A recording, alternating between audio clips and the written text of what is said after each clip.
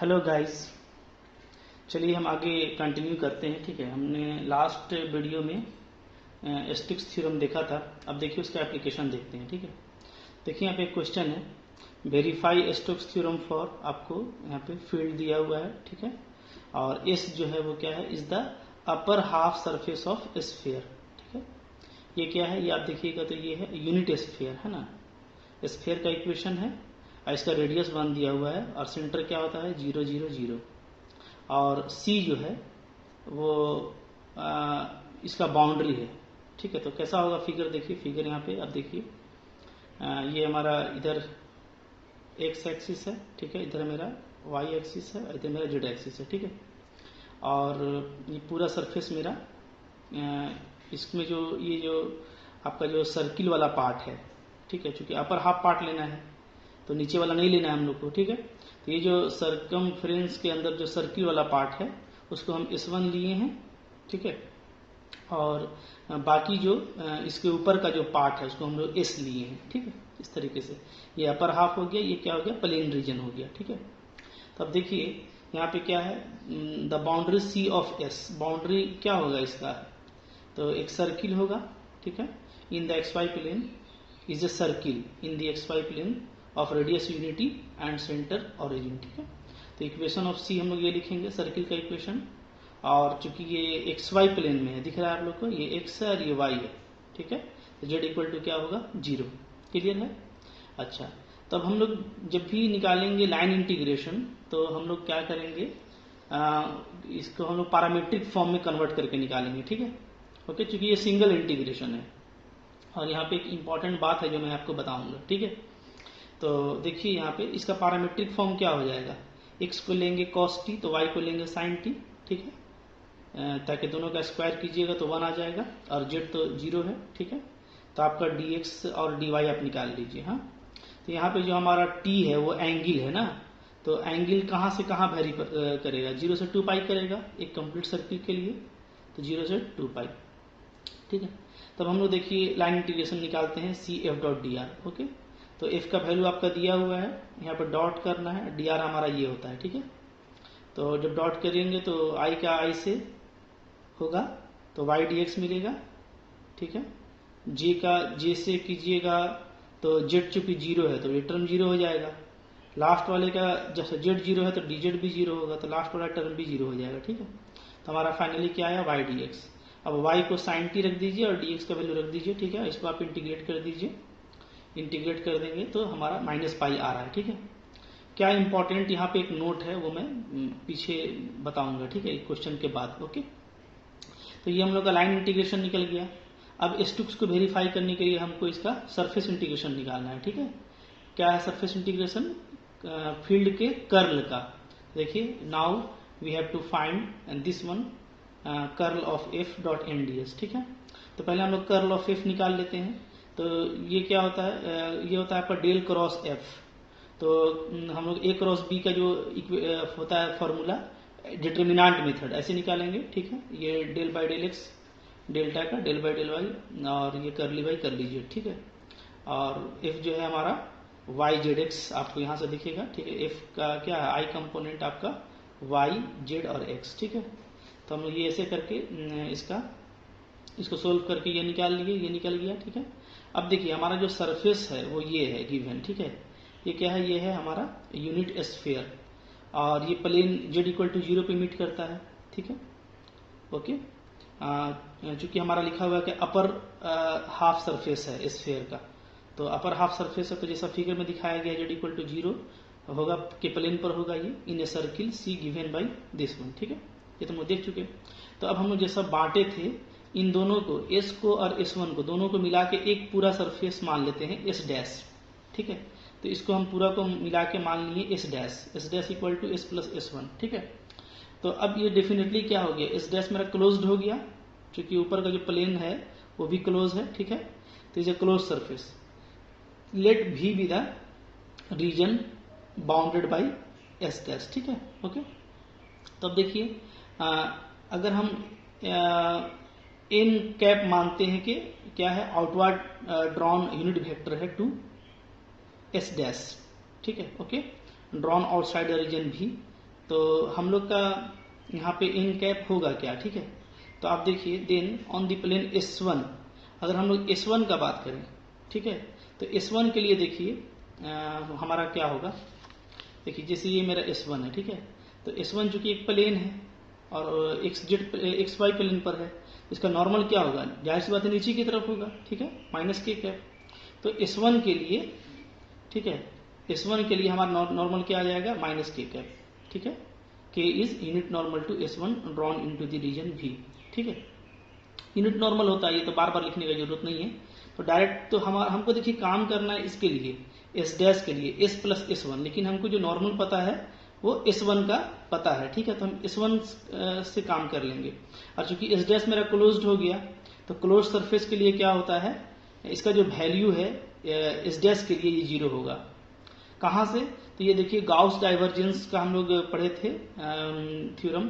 तो अगर हम लोग S डैश के लिए del cross F dot N ds लिखेंगे, तो वॉल्यूम में जब ये कन्वर्ट होगा, ठीक है, तो वॉल्यूम में कन्वर्ट होगा तो कैसे हो जाएगा, डाइवर्जेंस ऑफ दिस, यानी delta dot delta cross F, ठीक है। और डाइवर्जेंस और कर्ल एक साथ अगर आ जाए तो वैल्यू 0 होता है, ठीक है। ये कैसे होता है यहाँ पे अभी आप देख भी सकते हैं, क्योंकि delta dot delta cross F ये क्या है, ये आपका स्केलर ट्रिपल प्रोडक्ट है। इसको ऐसे लिखा जाएगा तो ये वैल्यू क्या होता है, 0 होता है, ठीक है। ये आप सब आप पहले पढ़ चुके हैं, जो हम लोग पहले का पढ़ा हुआ है वो यूज हो रहा है, ठीक है। ये स्केलर ट्रिपल प्रोडक्ट का क्या है, एग्जाम्पल है, क्लियर है। तो इसलिए ये पूरा वैल्यू मेरा 0 हो गया। तो अब इस डैश मेरा क्या है, दो पार्ट में है, S में और S1 में, ठीक है। तो इसको हम दो पार्ट में बांट देंगे, S में और S1 में, ठीक है। अब हमको S1 के लिए हमको N1 पता है कि इसके लिए जो नॉर्मल है वो माइनस के कैप है, तो हम लोग इसके नॉर्मल के S1 के लिए जब नॉर्मल लेंगे, ठीक है, तो माइनस के कैप डाल देंगे, इसका पता नहीं है, ठीक है, तो हमको इसका फाइंड करना है, ओके। अच्छा, अब चलिए, अब देखिए इसके बाद जब आप फाइंड करेंगे तो यहाँ पे क्या आएगा, यहाँ पे आ जाएगा आपका दिस इंटीग्रल इक्वल टू, ठीक है, दिस वन, चूंकि यहाँ पे माइनस के कैप था तो इधर लाया तो प्लस हो गया, ठीक है। अब डेल्टा क्रॉस F का वैल्यू डाल दीजिए और K डॉट के -1 होता है तो सिर्फ माइनस ds मिल रहा है, यानी क्या आ रहा है, माइनस S1। तो S1 क्या है आपका, S1 अब हम लोग देखें फिगर में क्या है, प्लेन एरिया ऑफ सर्किल है ना, सर्किल का एरिया है, तो सर्किल का एरिया क्या होता है, पाई आर स्क्वायर, तो माइनस में पाई आ गया, तो दोनों तरफ से हमारा वैल्यू क्या आया, बराबर आया, इसका वैल्यू और इसका वैल्यू, तो स्टोक्स थ्योरम क्या हो गया, वेरीफाइड हो गया, ठीक है। तो स्टोक्स थ्योरम में हमको यही इक्वल करके दिखाना पड़ता है। हाँ, अब यहाँ पे जो इंपॉर्टेंट बात है वो कुछ बात आप समझ लीजिए। देखिए पहला ये है कि जब हमको ये रिलेशन दिखाना पड़ता है तो यहाँ पे दो चीजें होती हैं, एक C और एक S, ठीक है। तो C जो होता है वो क्या होता है, वो कंटूर होता है, जैसा हम लोग प्रूफ किए थे, और S जो होता है ये सरफेस होता है, ठीक है ना, ओके। तो जब हम लोग सरफेस का बात करेंगे तो ध्यान रखिएगा, सरफेस में आपका जो सरफेस होगा वो सिर्फ ये होगा, यहां से लेके पूरा ये जो पार्ट है, ये जो सॉलिड पार्ट है यहां तक, ठीक है, ये। अब बाकी कंटूर क्या होगा, कंटूर ये नीचे वाला होगा, ठीक है ना, ओके।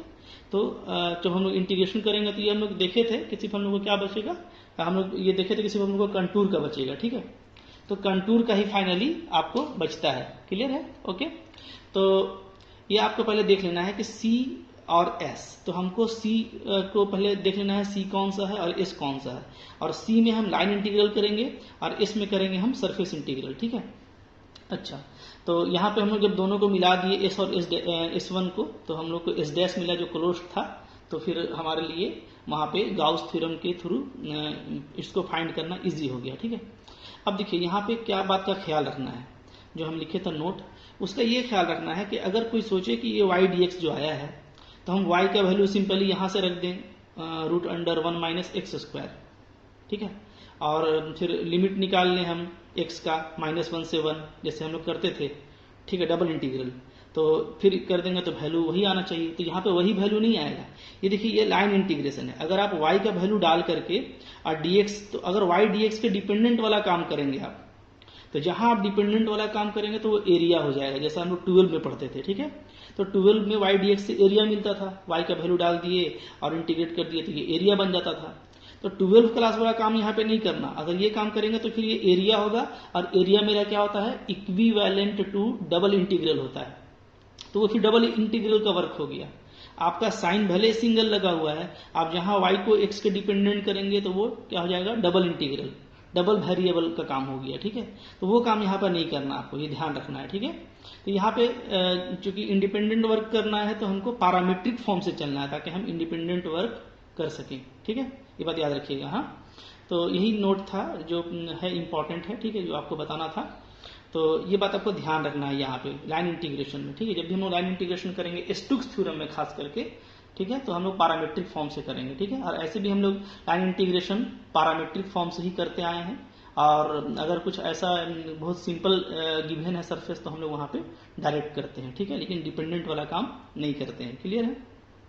अच्छा, अब देखिए इसके बाद कुछ हम लोग और भी देख लेते हैं इसका एप्लीकेशन, ठीक है। देखिए फिर एक क्वेश्चन है कि सेम क्वेश्चन है, बस फोर्स चेंज किया हुआ है और बिल्कुल सेम क्वेश्चन है, ठीक है। ये सेम क्वेश्चन को आप लोग बस देख लीजिए, ठीक है। इसको बस प्रैक्टिस कर लीजिए, वीडियो को पॉज करके बस क्वेश्चन लिख के खुद से बनाइए इसको, ठीक है। और बिल्कुल सेम टू सेम है, बस थोड़ा मोड़ा जो एंट्री है, ठीक है, कंपोनेंट का वो बस चेंज होगा। तो ये आप बिल्कुल सेम पैटर्न में इसका काम कीजिए, ठीक है। और प्रूफ आप इसको आसानी के साथ में कर लेंगे, ठीक है। ओके, बिल्कुल सेम टू सेम करना है तो ये प्रूफ आपसे हो जाना चाहिए, ठीक है। अच्छा, अब देखिए इसके बाद हम लोग का है एक क्वेश्चन है वेरीफाई स्टोक्स थ्योरम फॉर इसके लिए taken around the rectangle bounded by x equal to plus minus है, y equal to 0, y equal to b। इसके लिए हमको स्टोक्स थ्योरम को वेरीफाई करना है, ठीक है। ओके, तो इसके लिए देखिए स्टोक्स को कैसे वेरीफाई करेंगे। सबसे पहले जो आपको दिया हुआ है x equal to plus minus a, ठीक है, तो हम लोग पहले फिगर ड्रॉ कर लेते हैं। देखिए x इक्वल टू a ये होता है, x equal to minus a ये होता है, ठीक है। एक y इक्वल टू 0 था x एक्सिस और y इक्वल टू b ये। तो अब हमको यहाँ पे दोनों काम करना है, लाइन इंटीग्रल भी निकालना है और हम लोगों को सरफेस इंटीग्रल भी निकालना है कर्ल का, ठीक है। तो पहले आप कर्ल निकाल लीजिए, डेल्टा क्रॉस एफ का वैल्यू ये आ जाएगा, ठीक है। ओके, और चूंकि ये पूरा क्या है एक्स वाई प्लेन में है, तो पूरा अगर ये एक्स वाई प्लेन में है तो इस पर नॉर्मल क्या होगा, के कैप होगा, ठीक है। यहाँ पर आप लिख सकते हैं also N cap is equal to K cap. क्यों? सिंस क्या है, जो रेक्टेंगल है हमारा, rectangle is in x y plane, ठीक है। रेक्टेंगल जो है मेरा वो किस में है, एक्स वाई प्लेन में है, ठीक है। इसलिए n equal to K cap. अब इसका वैल्यू निकालना आपके लिए आसान है, ठीक है। y का लिमिट 0 से b है, x का लिमिट माइनस a से a है, ठीक है। और ये आप निकालेंगे तो ये तो बिल्कुल इजी है, बस इंटीग्रेशन आपको करना है, ठीक है। ओके, ds की जगह पे हम लोग dx dy लेंगे चूंकि ये एक्स वाई प्लेन में है। अब इसको आप k डॉट k कीजिएगा तो 1 आ जाएगा। तो पहले हम लोग y का इंटीग्रेशन कर लेते हैं, ठीक है। x मेरा dx का इंटीग्रेशन x आएगा, तो x का लिमिट हमको माइनस a से a डालना है, ठीक है। ओके, और इंडिपेंडेंट है तो अलग अलग भी कर सकते हैं, कोई दिक्कत नहीं, एक साथ भी कर सकते हैं। dx का x ले लीजिए, माइनस a से a डाल दीजिए, और y dy का y स्क्वायर बाई 2 आ जाएगा, ठीक है। एक साथ भी करेंगे तो वैसे भी कर लीजिएगा, आपका यही आंसर आएगा माइनस 4ab स्क्वायर, ठीक है। अब लाइन इंटीग्रल तो इसका करना इजी है, हम लोग क्या करेंगे, लाइन बाय लाइन चलेंगे ना, पहले भी हम लोग ऐसा कर चुके हैं, ठीक है। बस आपका क्या हो रहा है, रिवीजन हो रहा है। DA में जाएंगे, फिर AB में, फिर BC में, फिर CD में। तो पहले का वीडियो अगर आपने देखा है तो आपको इजी होगा, और नहीं देखा है तो पहले जाकर के इस तरह का क्वेश्चन सिस्टमेटिक ऑर्डर में आप पढ़ते आइए, ठीक है। सिस्टमेटिक ऑर्डर में पढ़ते आइएगा तो ये सब आपका किया हुआ है। तो DA में आप देखिएगा y 0 है तो dy भी 0 हो जाएगा, और लिमिट होगा माइनस a से a x का। फिर AB में x इक्वल टू a है कांस्टेंट, तो dx 0 हो जाएगा, और लिमिट होगा y इक्वल टू 0 से y इक्वल टू b। ये पूरा मैं बता चुका हूँ, ठीक है। जब आप लाइन इंटीग्रल करेंगे तो क्या करेंगे, देखिए line integral f dot d are, ठीक है। तो पहले आप f डॉट डी आर निकाल लीजिए, तो देखिए ये आता है i का i से डॉट और j का j से डॉट, ये आएगा, ठीक है। अब ये जो है हम लोग इसको DA में जाएंगे, फिर AB में, है ना, D से A जाएंगे, फिर A से B, फिर B से C और फिर C से D, ऐसा इंटीग्रेशन करना है, ठीक है। तो अब आप देखिए f डॉट डी आर जब हम लोग करते हैं, ठीक है, तो यहीं पे आप देख सकते हैं, ठीक है। ये चूंकि पहले हम लोग कर चुके हैं, लॉन्ग DA क्या है, y 0, तो dy 0, तो y को भी 0 रखिए और dy को भी 0 रखिए, ठीक है। तो क्या मिलेगा, डायरेक्ट आपको x स्क्वायर dx मिल जाएगा। तो यहां से मत देखिए, ठीक है, यहां भी डाल सकते हैं। जैसे मान लीजिए ये आप निकाल लिए, तब आप y को 0 कर लीजिए, dy को 0 कर लीजिए, तो ये भी 0 हो गया, ये भी पूरा 0 हो गया, सिर्फ x स्क्वायर dx बच रहा है, ठीक है। तो इसी तरीके से ए बी में, तो ये आप पूरा पहले कर चुके हैं, बार बार इसको बताने की जरूरत नहीं है। इसको आप खुद से बनाइए, ठीक है, वीडियो मत देखिए, क्योंकि आपने एक बार किया हुआ है तो अपने कॉन्फिडेंस से आप इसको बनाइए जैसे आपने सीखा था। जस्ट एक ये रिवीजन है, ठीक है, फिर आपका वही आंसर आ जाएगा जो आंसर ऊपर आया था। इस तरीके से देखिए ये वेरीफाइड हो गया, ठीक है। अच्छा, फिर देखिए बस बहुत इजी है अब काम करना। सिर्फ क्वेश्चन है तो क्वेश्चन तो बहुत तरह का होता है, सारे क्वेश्चन को मैं बस दिखा दे रहा हूँ, काम आपको करना है, ठीक है। अब देखिए ये मेरा एफ है -y³ i cap plus x³ j cap, और एस जो है वो सर्कुलर डिस्क है, डिस्क माने प्लेट, ठीक है। और तो ये इक्वेशन है, यानी पूरा इनसाइड है, इनसाइड भी है, सरफेस और कंटूर भी है, यानी कि क्या है, सॉलिड प्लेट है, इसका मतलब ये होता है ना, सॉलिड प्लेट, ठीक है। तो पहले जब सी में करेंगे तो सी में करने के लिए एफ डॉट डी आर कीजिएगा, ठीक है। तो एफ डॉट डी आर क्या आ जाएगा, y³ i कैप है और x³ j कैप है, ठीक है। डी आर क्या होता है, dx i कैप और dy j कैप, ठीक है। डिजिट का तो जरूरत है नहीं क्योंकि सिर्फ i j है, ठीक है। तो इसका वैल्यू देखिए क्या आ जा रहा है, इसका वैल्यू आ जाएगा आपका यहाँ पे इक्वल टू कीजिएगा तो i का i से minus y³ dx plus x³ dy आ जा रहा है, ठीक है। अब चूंकि ये लाइन इंटीग्रेशन है तो इसको हम लोग क्या करेंगे, पैरामीट्रिक फॉर्म से करेंगे, बता चुका हूं मैं आपको। इसका पैरामीट्रिक फॉर्म ले लीजिए, dx dy अप्लाई कर दीजिए और t 0 से 2 पाई तक इसका इंटीग्रेशन कर दीजिए, ठीक है। sin 4t और cos 4t का इंटीग्रेशन, ठीक है, आपका आ जाएगा, ओके, क्लियर है। तो ये रिजल्ट cos 4t का इंटीग्रेशन क्या होता है, 0 से π/2, और sin 4t का क्या होता है, ठीक है। तो यहाँ पे देखिए आप बहुत तरह का काम कर सकते हैं, जैसे यहाँ पे तो हम वो पार्ट 1 का रिजल्ट से लिख दिए हैं ना, ठीक है, कि cos 4t और sin 4t दोनों का वैल्यू एक ही होगा। तो कैसा होता है कि 3/4 से स्टार्ट होगा, 1/2 और π/2, ठीक है। और आप चाहें तो इसको ऐसे कर सकते हैं कि sin square plus cos square t का होल स्क्वायर करेंगे, ठीक है, तो 1 हो जाएगा और माइनस आ जाएगा आपका 2 sin square t cos square t, फिर वहां पे आप जाके गामा फंक्शन लगा सकते हैं। तो ये सब आपको करना है, ठीक है। आपने बहुत कुछ पढ़ लिया इंटीग्रेशन में, बहुत कुछ आप जानते हैं, कैसे भी कीजिए, देखिए 3/π/2 इसका आ जाएगा, हाँ। तो ये हो गया आपका कंटूर इंटीग्रेशन, ठीक है। अब चलिए हम लोग देखते हैं इसका सरफेस इंटीग्रेशन, इसका क्या आएगा। तो हम लोग सरफेस इंटीग्रेशन अगर हम लोग देखेंगे इसका, ठीक है, तो देखिए सरफेस इंटीग्रेशन के लिए हमको क्या करना पड़ेगा, हमको निकालना पड़ेगा डेल क्रॉस एफ, ठीक है, ये डेल्टा क्रॉस एफ निकाल लीजिए, ठीक है। अब इसका आप सरफेस इंटीग्रेशन करेंगे डॉट एन डी एस। तो देखिए ये पहले तो एक्स वाई प्लेन में रखा हुआ है, यह बात आप जान रहे हैं, ठीक है, ओके। तो एक्स वाई प्लेन में अगर ये है, जैसे ये है आपका एक्स और ये है आपका वाई, थोड़ा तिरछा ले लेते हैं, ठीक है, ये है वाई, ओके। तो जाहिर सी बात है कि जो एन कैप होगा उधर क्या होगा मेरा, इलोंग जेड कैप, जेड एक्सिस की तरफ होगा, 3D प्लेन है। तो अगर ये एक्स वाई प्लेन में है तो एन कैप क्या हो जाएगा, के कैप, ठीक है, ओके। तो जब आप करेंगे तो आपका ये आ जाएगा, ठीक है। अब देखिए ये चूंकि इंटायर अंदर का भी लेना है और कंटूर भी लेना है हमको, ठीक है, जैसा हमको इक्वेशन दिया हुआ है। तो हम लोग पोलर फॉर्म से करेंगे, एक्स को ले लेंगे r cos थीटा और y को r sin थीटा, यहाँ पे पुटअप कर दीजिए, ठीक है। तो r मेरा चूंकि यूनिट रेडियस है तो 0 से 1 तक वेरी करेगा, r कहाँ से कहाँ तक करेगा, r करेगा 0 से 1 तक, ठीक है।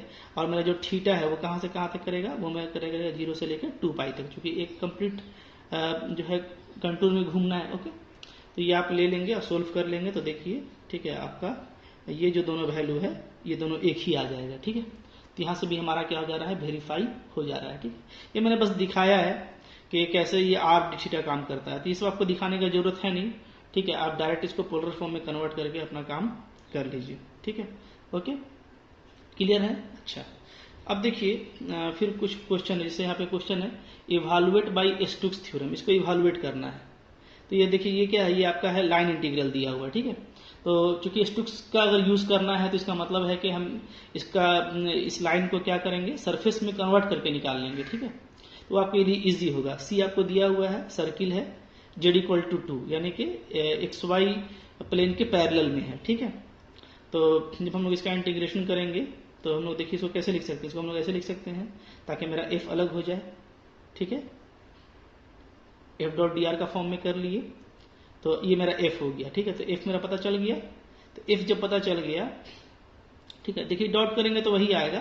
तरीका क्या है अलग करने का, ई एक्स आई कैप डी एक्स आई कैप दोनों अलग अलग हो जाएगा।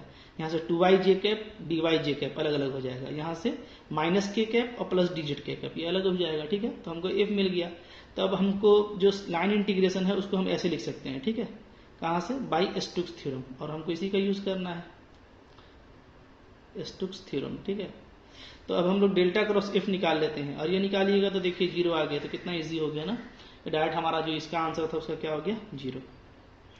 क्लियर है, ठीक है। अच्छा, फिर देखिए इसके बाद एक क्वेश्चन है, अप्लाई करना है स्टोक्स थ्योरम आपको, और इसका वैल्यू को दिखाना है कि ये होगा, ठीक है, यानी ऊपर के जैसा बनाएंगे हम लोग, ठीक है।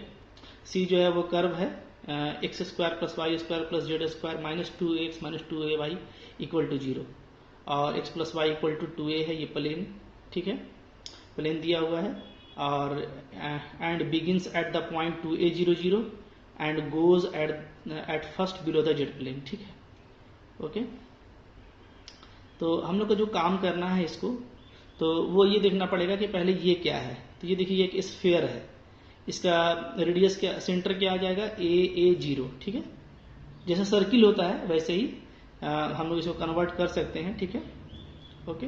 जैसे इसको अगर स्टैंडर्ड फॉर्म में लिखा जाए तो मैं यहीं पे लिख के बता दे रहा हूँ आपको। जैसे मान लीजिए क्या लिख सकते हैं, x माइनस a का स्क्वायर लिख सकते हैं, प्लस y माइनस a का स्क्वायर लिख सकते हैं, प्लस जेड स्क्वायर लिख सकते हैं। खोलिएगा देखिए क्या आ जाएगा, x square y square z square minus 2ax minus 2ay, ठीक है। तो a स्क्वायर यहाँ पे एक्स्ट्रा है, यहाँ पर भी a स्क्वायर एक्स्ट्रा है, इधर क्या लिखाएगा, इधर लिखाएगा 2a स्क्वायर, ठीक है।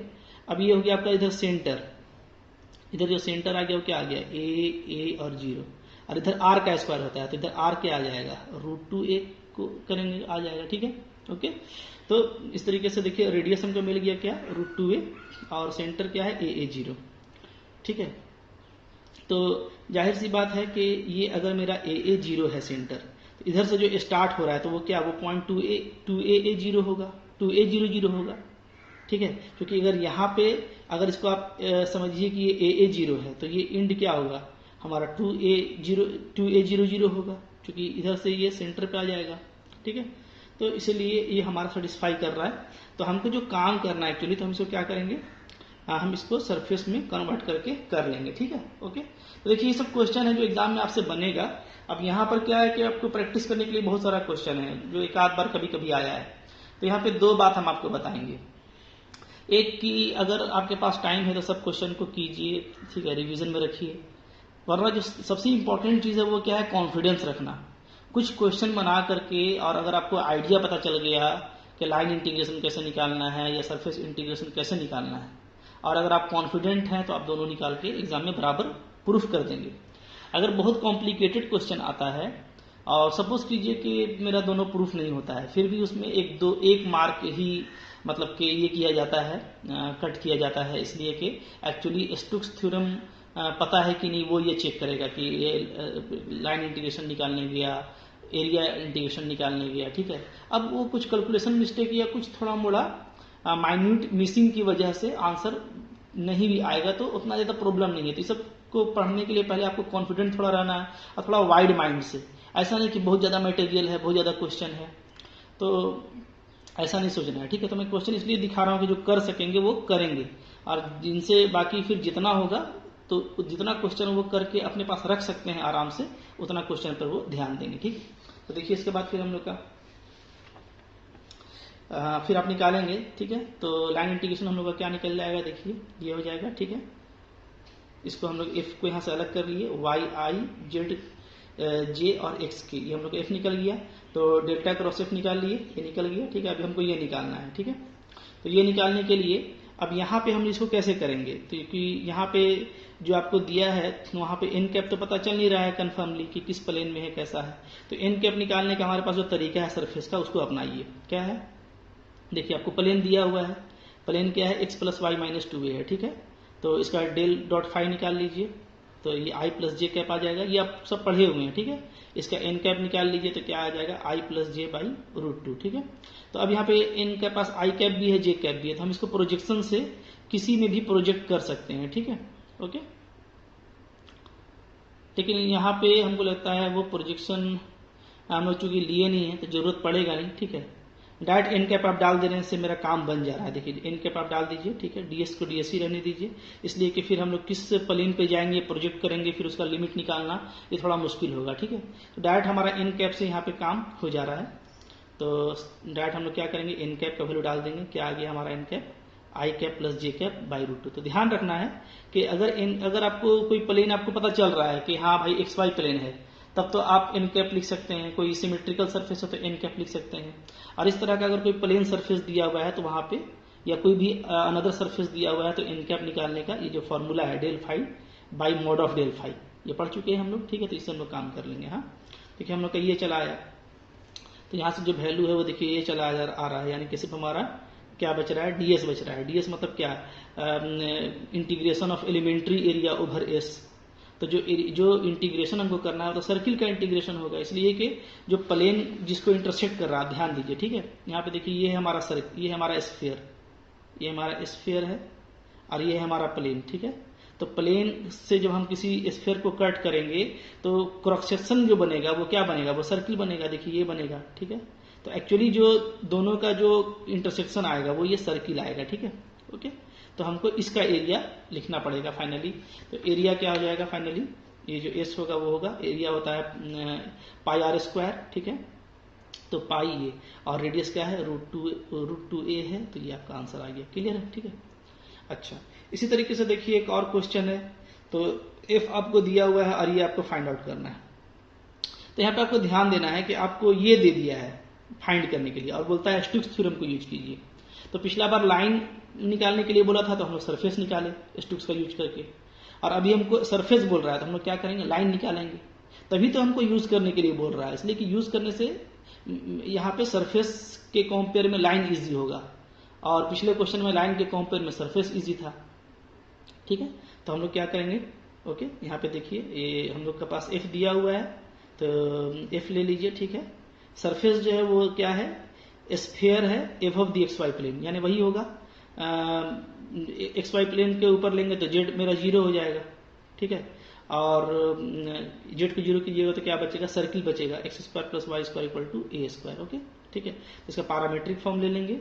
ठीक है, तो ये हमारा ये होता है। तो अब हम सिंपली इसको निकालने जाएंगे। ठीक है, तो इसको आप ऐसे निकाल सकते हैं, फिर पैरामीट्रिक फॉर्म को अप्लाई कर दीजिए। ठीक है, तो आपका क्वेश्चन आपको काफी आसानी के साथ बन जाएगा। हाँ, बस थोड़ा मोड़ा ध्यान देना है और आपको प्रैक्टिस करना है, और इसमें कुछ नहीं है। ठीक है, ओके, कुछ देखिए यही इंपॉर्टेंट क्वेश्चन था जो मैं आपको बता चुका हूं। ठीक है, अब एक दो और क्वेश्चन है इसके बाद जो वीडियो में मैं लेके आऊंगा, तो वो भी आप देख सकते हैं।